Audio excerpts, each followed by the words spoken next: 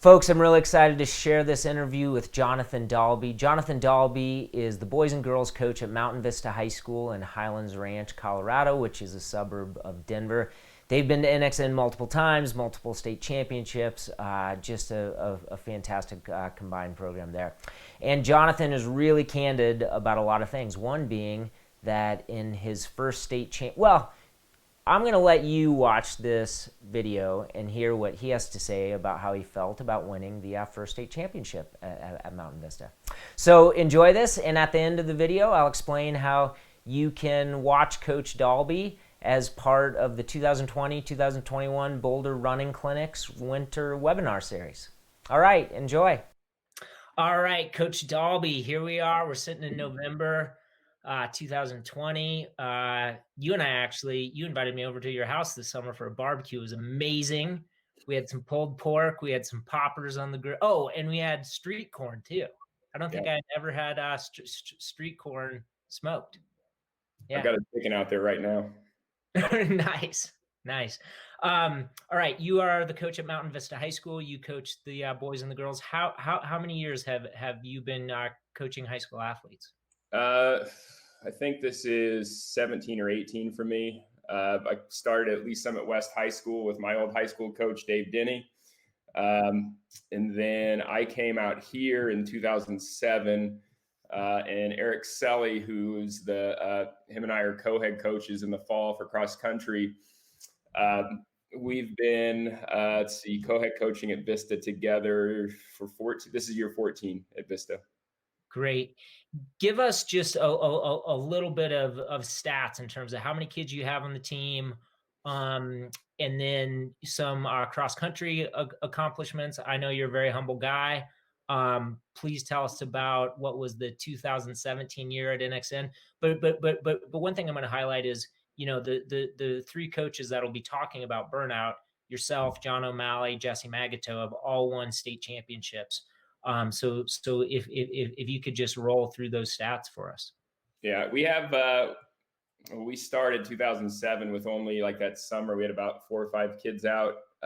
It's kind of where we started, and just grew over the years. This last summer, with our middle school and high school camp together, we were 165, I believe, that came out for the summer. Pretty close to those numbers in the fall between both programs. See, over the years, the boys, they just won their 6th state title this year. The girls were 4th this year, but they've won it twice, and they've been, let me think. The boys have been top 3 in the state 11 years in a row. The girls have been top 4 8 of the last 10 years. I think they've swept the Continental League, Open, JV, and varsity. I want to say boys and girls both have done it 8 times now. So you're saying in 6 races, varsity, JV, Open, and boys and girls, 8 different times you've won all 6. I think that's right. It's 7, 8, something like that. Yeah. And then they've done pretty well at NXR. They've made it to NXN. We think the boys 4 times, and the girls have made it out 3 times. Yeah. Awesome. Well, I know that's not your most favorite thing to share all the stats, but it's awesome. One thing that we might highlight too. I mean, just give us a little bit of background. When I was hanging out at your house this summer, you were in the middle of. I mean, you're a program that non-COVID years. How often do you meet your kids in the summer and the winter? And do you think that? How do you think that impacts all of the success your team has had? Typically, we would meet 5 to 6 times a week in the winter and summer, and that's the same in season for us. Sunday's always either on their own or they just take the day off. This year it was weird just because we had to separate so often. So we had groups of about 10 all over the metro area or the Highlands Ranch area. So we had, or sometimes there were as small as groups of 4 to 5 back in the spring. So it was just a chance where kids had to take extra ownership than normal and do it without the coaches being there quite as much. At the end of the day, I think it actually helped our culture more than it hurt us. just because it put more leadership on the kids. And, not everybody handled it the same way, but we had a lot of great leadership, especially from the seniors this year, that really kind of helped to organize it when we were asked as coaches to stay out of it. Yeah, great. Folks, my apologies if you hear something. My sixth grader goes to a really neat school in Denver where they do movement during the day. She's doing some sort of plyometrics upstairs. So my apologies if you hear that. All right, this first question I want to ask is, if we go back, and feel free to add any sort of background we need in terms of, you're in the state of Colorado, when school ended, what your restrictions are, if you had to wear a mask, anything about basically 2020. The overall theme today is burnout, but I do want to talk about this year. If you could go back to the June 1st and then August 1st and the start of school, what would you tell yourself June 1st to have a good year, and then August 1st, and then at the start of school, knowing what you know now, and we're recording this early in November? And we should say that your state cross country meet is over, so you've had the whole cross country season. Yeah, the one thing that stands out is I probably took for granted how exhausting this was for kids. We tried to operate as normal as possible, and that was, for Coach Selly and I and other coaches, our philosophy of the season more than anything was, can we give kids as normal and as positive of an experience as we can during these crazy times, so that they have something that they can look forward to. So we tried to meet every day, or at least put them in groups every day, so that they were able to meet, or they would try to organize themselves. I really took for granted how much all other outside factors were really like the toll that they would take on the kids. So just we're in a hybrid model, that was exhausting for the kids. Not being able to be in a full group as a team was exhausting to the kids. Having to cancel things like our normal summer camping trip or goal setting barbecue and things like that. There was a level of disappointment that it was just, that to have that happen over and over and over again was exhausting for the team. And the only thing I would really want to do over again is maybe look at maybe not meeting quite as frequently, and maybe letting them even be on their own a little bit more, just because I could by the end of it, you could just really sense the exhaustion level from them. You could sense it from the coaches as well. And we wanted to keep going and moving forward, and the kids kept saying they wanted to do the same. So in retrospect, my big thing was I probably would have been even a little more lax. It was working really well in the summer.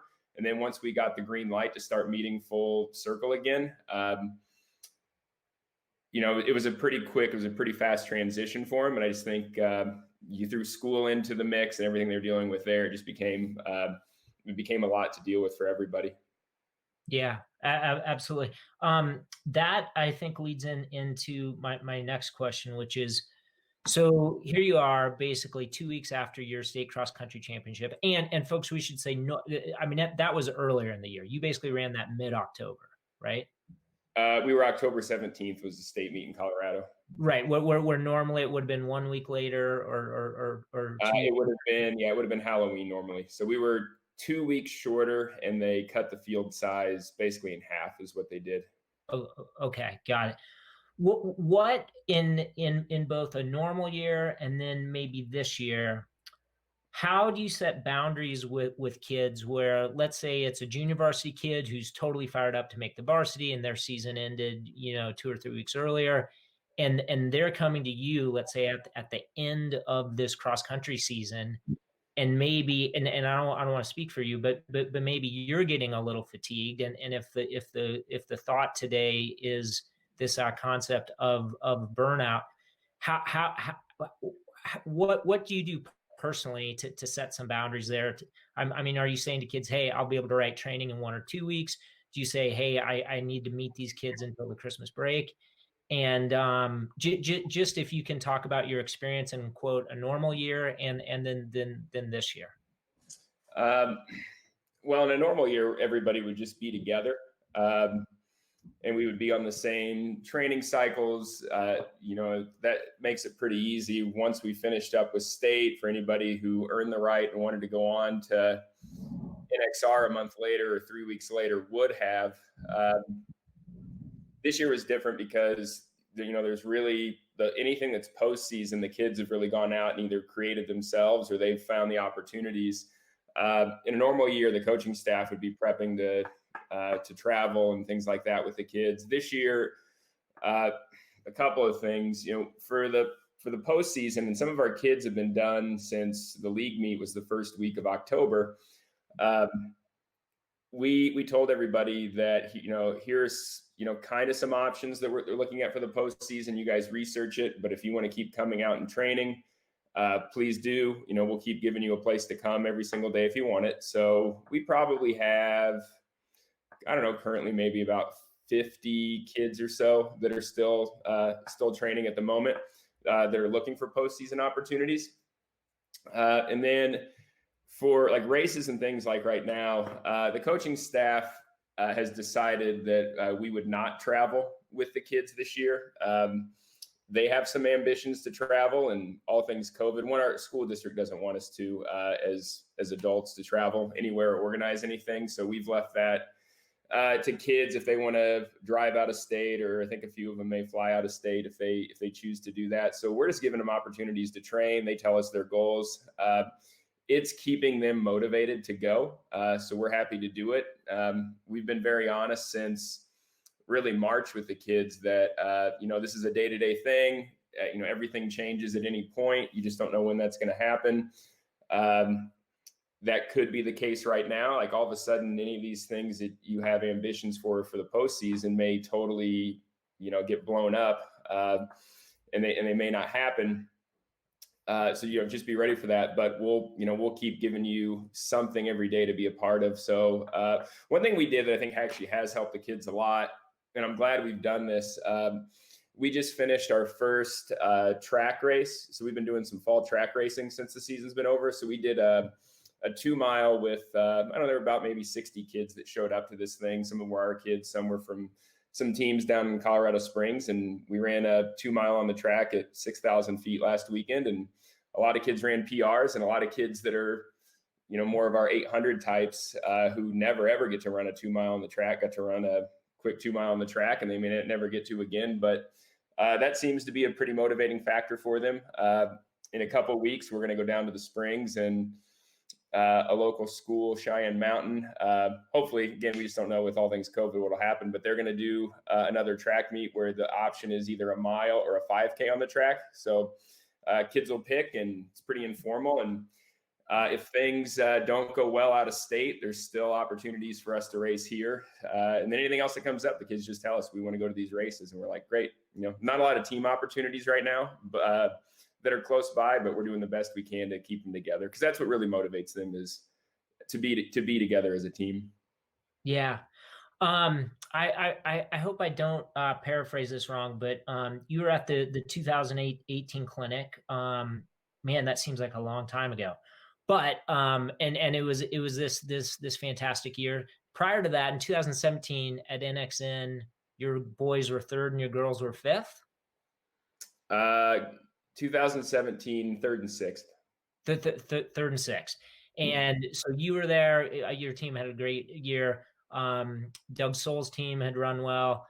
Joan Hunter's team had won. John O'Malley had coached the boys Foot Locker champion. And this is embarrassing. Who am I leaving out? Dan Iverson. Yeah. Oh, yeah. And Dan Iverson's girls had been second at NXN and were second the next year. But here's the deal. I'm pretty sure in that clinic, Coach O'Malley said something about, that he has to be in the right mindset when he transitions from being an English teacher to going into practice. You're somebody who teaches world history. Do you have any advice for coaches on like what you do in the course of the school day? And if you're not doing something like that I mean, share that as well. But then also talk about, what is it like in these COVID times to say, hey, I'm teaching world history, which I assume has been hard in this hybrid model. and then being who you quote normally are at practice for all these kids? Well, my classroom is my priority. That's my career, and that's my main focus. For me, so I can't come into my classroom and be focused on cross country at the time. And I can't show up at 7:30 in the morning and start doing cross country things any more than I can come to practice and be focused on whatever happened in the day during my classroom or during teaching. And it's hard just to say, just drop it and let it go. But the kids do vibe on, if you had a bad day in the classroom and you show up out to practice and, you're frustrated or things are lingering or you're not totally engaged. I mean, that does come across. Kids do read those things pretty well. Probably the best piece of advice for coaching that I think I've ever been given is from Greg Weick, who's at Broomfield right now. And Greg is very intentional about going around to every single kid at practice and just having a conversation with them and checking in with them, even if it's just for only like 4 or 5 seconds. I can't say that I'm as good as Greg about it, but one thing that helps me just separate, to go into coaching mode is just to make sure I'm going around and having to be intentional about talking to, all the kids that are out there. And sometimes it's just as a group. We have a group of freshman boys right now that, are pretty nerdy about the sport, and they like it, and they've kind of built a little, like this, pack of freshman cross country nerdy boys together. Like with them, it's easy because I can just go in and check in with all of them usually at the same time and just talk to them about something during the day. And I think it's really as easy as just talking to kids, and it doesn't mean that you're not still frustrated about something that could have happened in your classroom or stressed out about something going on in the building, or we got shut down for 2 weeks this year. I got quarantined for 2 weeks this year in the process, and all those things are frustrating. But what the kids want, the kids just want to run. They just want to be coached, and they want to be out there with their friends. So you're trying to do what you can to make those opportunities possible for them. Yeah. John and Jesse teach English. You teach world history. Do you have any advice for coaches during this time who may feel especially stressed with their teaching workload? And then I don't know if this question sounds crazy, but as I was preparing for this, I thought, have you ever considered teaching a different subject? Because it just blows my mind for people like you who, and again, not that other people in other parts of education don't have big workloads. I'm sure you have a lot of papers to grade. And what'd you say? You have 160 kids coming out in the summer to run. Well, a lot of those kids are middle school kids, so but we were about 100. We had to cap at 100 this year. I think we would have been most years we're about 110. But yeah, I mean the teaching thing is it's always hard. I don't know that my advice would change if it were a normal year versus this year. Just making time for yourself. Yeah, you got to get away. So like I'm somebody who, if I don't get an hour or two to just like by myself solo every day, that's when stress really builds up for me. A lot of times, the only thing I've really ever asked our school is to give me my planning period backed up with my lunch period so that I get this block of time during the day where I can either get work done or, I don't know, some schools maybe frown on this, but I'll sneak out the back door, just go get it running and come back in just to de-stress. I don't like to, not that I don't run with the kids at practice, but I usually would rather not run with the kids at practice. I think I want my attention to be on actually coaching kids. So I would never do a hard workout day. Not that I could keep up anyway with them anymore, but especially on those days, I don't want to be with them. But just on like the normal easy run days, I just want to be like available for kids when they come back. If we have a kid that runs 30 minutes versus, a kid who's running an hour that day, the kids that are coming back sooner, we can be there to check in with them. We can talk to them just about how things are going. So it only leaves so many opportunities in the day just to kind of get some time for myself. So a lot of times I'll just go run after practice by myself if I need to. But whatever your thing is that gives you, peace of mind and helps you de-stress, I would say don't let those things slide, especially when, in stressful times like right now. Is this something, I mean, if you've been coaching for 17 or 18 years and had a lot of success, I mean, is this something that you've had to learn over that time, or is this something that was part of your annual routine, daily routine, if you go back to your early years in the sport? No, I mean, I probably had to learn the hard way. I think I spend maybe half as much time on coaching today as I did maybe 10 years ago. That's a fantastic, that's really powerful. Yeah, I think it was, maybe you and I were talking about this, but I had a conversation with another coach. This particular coach has probably won over 10 state titles. And I asked him, actually, he asked me, what was it like the first time that the team had won a state championship? And my initial response was, oh, it was great. It was the most exciting thing in the world. He's like, no, how was it for you personally?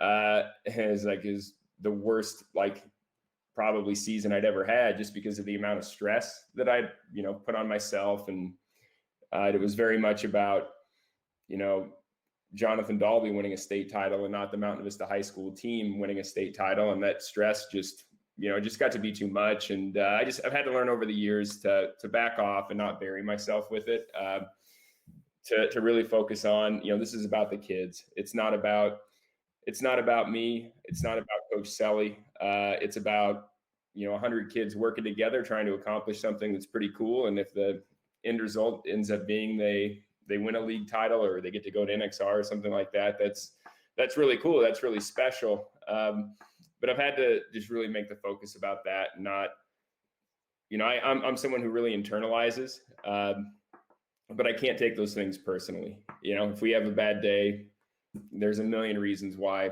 it's, that it happened. And, I can blame myself for a little bit for it, but, it's really just got to be the focus about it being on the kids. I think Jeff Messer does, if you listen to any of his stuff, he does a really awesome job about one, he's making it about the kids that he coaches and not himself. And then two, just finding ways to really keep his coaching career versus work versus his family and separating things. Him and I have had a lot of conversations about that. But he's really great at sort of breaking things apart so one thing doesn't carry over to the other part of his life. Hey, what I'm just realizing? I mean, you've attended almost every Boulder running clinics, or I mean, going back to 2013 when there was only 12 of us in the room. I've been to a few. Yeah, I think I've been to 5 or 6 of them. Yeah. I think Jamie Kirkpatrick from Edina, Minnesota, I think at this point he and I are the only two that have come to all of them. But you would have met Jeff Messer, I mean, at this point, back in 2014, something like that. And I don't know if you met him prior to that too.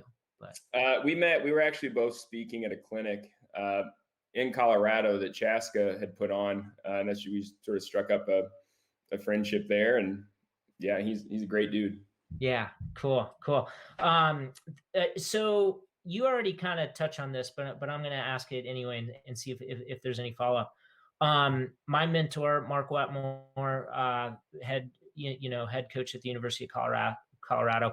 When I was coaching there, he would say to me, and this is often something that would come up in April, May, and into June. He'd say, if you're feeling tired, the athletes are probably feeling tired too. And I mean, and the longer I coach, the more I realize that's absolutely true. I mean, what is your experience with that comment? And then the other thing he would say to me, then, fast forwarding to the next year, right into August, where you're all fired up and, I'm the assistant cross country coach and I'm helping with that. But then I've also got this middle distance group, and the NCAA allows us to train, maybe it's 12 hours a week during the off. No, it was maybe 20. No, I think it was 12. Bottom line is like I'm doing a lot of things. And he's like, you need to pace yourself, because remember what happened back in May and June. Yeah. Are there any things that you'd like to add on those themes and topics? Yeah, and that's great advice. If I was, like I said, 10 years ago, I was trying to do everything I possibly could uh, to just be the best, the best that, not that I could necessarily be, but the best, our team could possibly be. And there were so many things that, so many components to it that probably, I don't know, I would say probably 10% of what we do makes 90% of the biggest impact, kind of a thing. But then I was making up work for myself to do that I thought was significant. And so a lot of that has just had to take a back seat. Trying to we would used to do like a million different team events every single week, thinking that was the answer to team building. And in retrospect, and I like the team building aspect of it is really, I think, what Coach Sully and I focus on more than anything else. But it just wasn't very authentic. I felt like a lot of the things we were doing, we were trying to sort of force team building. Not that this is a bad thing, but I pulled out this like team building guidebook, and we were doing like all kinds of different like activities and things. And it was probably fun for the kids, but I just didn't really feel like it really had that big of an impact. What made a big impact was the kids sitting around at the end of practice and just having a chance to talk and stretch. And it used to frustrate me to no end that our kids would hang around practice for an extra half hour and do like really like nothing other than just talk. But that's the stuff that's more important that I have no control over than anything else. So just looking for some of those things, the stuff that makes the biggest impact are the things that I would want to keep, and not trying to fill every second of my day with coaching things. I got rid of I won't call anybody out, but I got rid of all subscriptions that I had to any sort of like online track and field website or anything like that, just because you spend hours looking at that stuff. And not that stats aren't important, but I just didn't want to look at it anymore. I'd come home and keep looking at things that didn't matter. Yeah. Is there one thing that you can identify that is in that 10% that really impacts that 90%, that maybe if you go back, I mean, if we could go back to prior to winning state championships, what is some advice you would give yourself? Hey, you really do need to focus on A or B or C, because they are going to make a big impact. Spending time, and this is from Dave Denny, my high school coach. He was the best model of this when I was an athlete. He met with us every single day. And he gave us 90 minutes to 2 hours of his time, 5 to 6 days a week.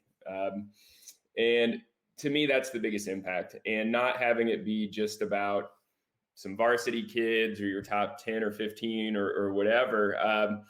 If you pay your $100 or whatever it is to be on the team during the season or the summer, and you're a freshman and you run 25, 30 minutes for 5K, you get the same opportunities as everybody else. In terms to be at practice and be coached and things of that nature. So to me, that's the biggest thing. If it's a big deal to you, to the coach, it's going to be a big deal to your kids. And that's the thing I would focus on. We implemented a 2-hour rule at practice that once, we start practice at 3:00 after school. When 5:00 hits, we're done. No matter what, like we just walk away. There's nothing else to do at that point. Even if we still have whatever hurdle mobility or med balls or something we're throwing around, we just say, that's it. Don't do it. Maybe for us, it's just about honoring kids' times. And I know that people go and they do longer practices. With our school model and our community at Mountain Vista High School, that works well for us. And like I said, like the kids who will sit around and socialize and things like that. But I don't know where I saw this. It was a coaching book or clinic, something where the statement was nothing good ever happens after 2 hours. I'm like, yeah, that seems pretty right on to me. So yeah. It's like running a marathon. Nothing good happens after 2 hours in a marathon. That's hilarious. That's awesome. You already touched on this a little bit, but do you want to add anything to what you're doing to recharge, maybe specifically after the cross country season, during winter break, and then after the track season and maybe explain to us how many weeks you said you train in the winter and the summer. How many weeks do you give the kids and yourself time where you're not meeting with them after each season? Yeah, the majority of our kids right now are going to call it quits November 21st. We have like I said, a track race here in town, and a few kids have found some things out of state that they want to tentatively go see, and we're going to keep working with them until then. Usually, and especially right now, we'll just tell everybody to take 2 weeks off, and I don't really care what they do for 2 weeks. If they want to, some kids really want to run in that time, and if they do, I usually tell them to take the weekend off. So basically they'll take like 9 full days off. And then I say, if you want to go run for 20 or 30 minutes every other day, go for it, but it's not necessary. So most of our kids just won't do anything. They want to go play basketball or swim, or they want to sit on the couch and eat chips. That's what they'll do. And then when 2 weeks is up, if they need more time, we'll give it to them. And this year I haven't really thought through that far on it. I need to look at the calendar, but one thing that always struck me about a lot of athletes on the other side of the world is that if they're training for basically like one big cycle for the year, like Bernard Lagat is actually someone that I think I read that he does this as well. They basically just take a month off and they don't do anything.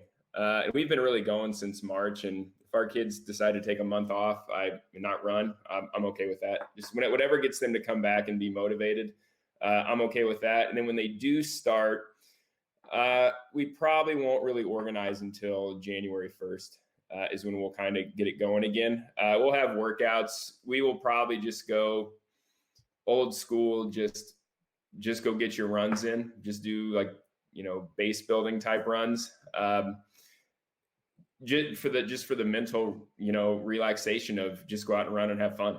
And don't worry about working out hard, anything like that. And then in January, we'll get a little more structured and organized and start to work in some workouts. And for us, our track season is not going to start until right now. It's scheduled for the last week of April. So if they don't run a step from November 21st until January 1st, it just won't be a big deal. And I don't know, people might disagree with that, but I would just rather have kids that are mentally into it than not. And I think with COVID right now, they want to get out and do something. So we'll give them, like I said, we'll have opportunities for them, but it's not going to be as structured as it normally would. Yeah. What is something that you learned this season? It could be teaching wise or coaching wise that now that we're in November, you're going to change things up going into next. I mean, if you're in a hybrid learning model now, and let's assume that you're in a hybrid learning model when you go back to school in January, what are things, everything from teaching to coaching that you're going to adjust? Well, I think this goes teaching and coaching wise both, but I would say the things that you do really well that are the most important, just keep doing those things in a classroom and in a coaching setting. Like we're on the struggle for how much curriculum are we going to cover right now. I know we won't cover everything that we normally would in a semester. And I'm just not that stressed out about that. We're going to, hopefully create high, are very impactful learning situations for our kids and lessons when they come in each day. Same at practice. The things that we do that are the most important, we're going to keep as part of our program. In the 2 hours a day that we have with them, we'll focus on everybody can be there as long as we're told we can do that within the parameters that they've set out for us with, COVID restrictions. We'll continue to do the things, workout wise and running wise that we feel are the most important and most beneficial to our kids. We'll just kind of keep moving forward with that. We won't stress about the things that we can't get to or can't do right now. The things that are out of our control, we're just not going to stress out about those things because there's nothing we can do about it. But what we can do is in the classroom and at practices, we can create opportunities for something positive and some sense of normalcy for our kids to be there, every single day. Yeah. Um, this has, this has been fantastic. Kim O'Malley and I had a great conversation prior to this as well. And one question she had, which I thought was great, and then we can wrap this up, is, was there something going into this COVID cross country season that you were hoping was going to be a quote W, that if we could do X, it would be a successful season? And if so, how is that informing what you're going to try and do this spring in track? Uh, when Sally and I started talking about this in March and what was going to happen when the track season was still kind of in flux, and I think our mantra or motivation for the whole year has been, we don't know what's going to happen tomorrow, but we can continue to make this something positive for our kids every day. And if the only thing that comes out of this, if there's no state meet or if there's no season, or, right now, if the kids don't race again until August or September of 2021, we can keep giving opportunities for them to be a part of something in the community. We can give them a opportunity to have something to look forward to every day, which in this case is running.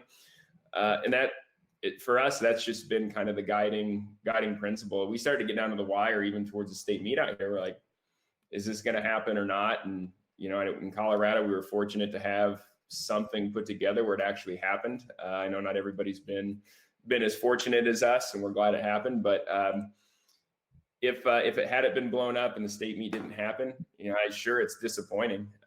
Sure, it would have been disappointing to our kids and, to our coaches. But the very next day after it would have been canceled, we would have just kept going forward. And that's just kind of what we're going to keep doing, is giving kids an opportunity to be a part of something.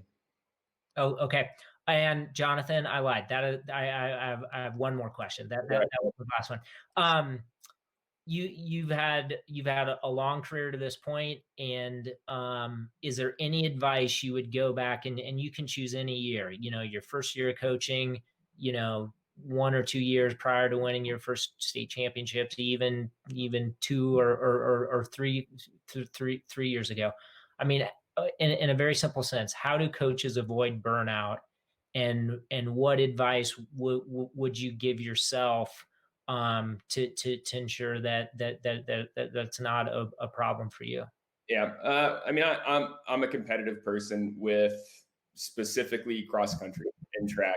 Probably not a lot outside of that. It probably just is with coaching. Like I said earlier, the competitive side of me got the better of me, where I knew if I kept going at that level as I was 10 years ago, I didn't think I was going to make it much longer, because the enjoyment of it had just, I had sucked it out of me, really. I just taken that part of it out of me. So, you got to find out, what's going to make it enjoyable for you. I'm not a big, if somebody asked me what my philosophy of education was, I'd have a tough time answering that question. I'm not like a big philosophical, big picture type person like that. But I do think with coaching, my philosophy in the last 6-7 years has been that the purpose of high school sports is that it teaches kids success and failure. And it can do that at a really high level. And the more that people put into it, the more that lesson can be taught. So, if you win a state championship or a conference meet, you lose it, or an individual race, you try something and it didn't work for one particular kid, or it does work out and they have the best day of their life. Those are lessons that can be taught every single day. And that just has to be a reminder to me of one of the reasons why, myself and our coaches do this for our kids. We've been on both ends of the spectrum. A couple of years ago we had a very solid girls team. And O'Malley can tell you I was super, super frustrated and had some conversations, with him about that, about, what we had done wrong as coaches. And at the end of the day, now, looking back on it a couple of years later, like having to go back to that idea of, like, those girls that year, they had a lot of things to be really proud about and a lot of things to feel like they had a lot of success. And almost every one of those girls got to go on and run collegiately. I think actually 6 of them are running collegiate, actually 5 collegiately, and 1 will do it next year. And they're still motivated to keep going. That's been a huge success. And, maybe failure was not, placing as highly as they did. It's, wanted to at state or NXR. But that's life. And those are important lessons to learn. Yeah, great. Well, I always appreciate our conversations. We were able to have 2 conversations this year, part of the Boulder Running Camp's virtual camp, which you did a fantastic presentation for high school kids. And what was cool is I think all the middle school kids enjoyed yours as well. And then obviously you're part of the Consistency is Key book. So thanks so much for that. And I should probably also thank you for all those orders that came in from Highlands Ranch before it was available on Amazon. I just see all these orders come in. So yeah, you should probably get a royalty check on top. And you probably ought to like have somebody come speak that knows what he's talking about, and then all right, man.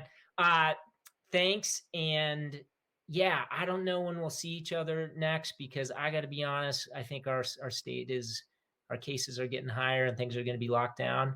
But God willing, we will go on a run sometime in 2021.